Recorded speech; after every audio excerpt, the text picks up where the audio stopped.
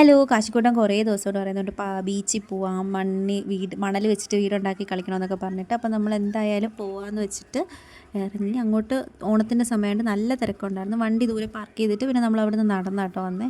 ഇവിടെ വന്ന് നോക്കിയപ്പോൾ നമ്മൾ തിരക്കുണ്ടായിരിക്കും നമുക്ക് പ്രതീക്ഷയുണ്ടായിരുന്നു, പക്ഷെ നല്ല പ്രതീക്ഷിച്ചതിലും തിരക്കുണ്ടായിരുന്നു അവിടെ. അങ്ങനെ നമ്മൾ പിന്നെ ബജിയൊക്കെ വാങ്ങിച്ചു.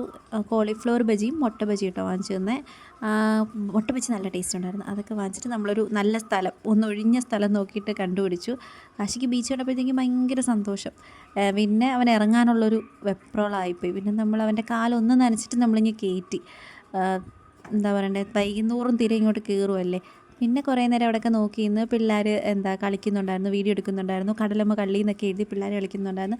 അതൊക്കെ നോക്കി നിന്നിട്ട് നമ്മൾ കുറച്ച് നേരം ഒരു സ്ഥലം കണ്ടുപിടിച്ച് അവിടെ ഇരിക്കുന്നു. ബേൽപൂരിയോ മസാലപ്പൂരിയോ അങ്ങനെ എന്തോ ഒരു സാധനം വാങ്ങിച്ച് അതും കഴിച്ച് കുറേ നേരം കാറ്റൊക്കെ കൊണ്ട് കാര്യമൊക്കെ പറഞ്ഞ് അവിടെ ഇരുന്ന്. പിന്നെ നമ്മൾ എന്തായാലും വെച്ച് തിരിച്ചു പോവാം, രാത്രി ആവുന്നില്ലേ, തിരക്കുമായിരിക്കുമല്ലോ എന്ന് വെച്ചിട്ട് നമ്മളെന്തായാലും തിരിച്ചു പോകാമെന്ന് വെച്ച് ഒരു ഐസ്ക്രീം കൂടെ കഴിച്ചിട്ട് തിരിച്ചു പോകാമെന്ന് വെച്ചു. പിന്നെ അവിടെ നമ്മൾ ഐസ്ക്രീം വാങ്ങിച്ചില്ല, നമ്മൾ മേളിലോട്ട് കയറിയിട്ട് റോഡ് സൈഡിലെടുത്തുനിന്ന് ഐസ്ക്രീമൊക്കെ വാങ്ങിച്ച് കഴിച്ചു.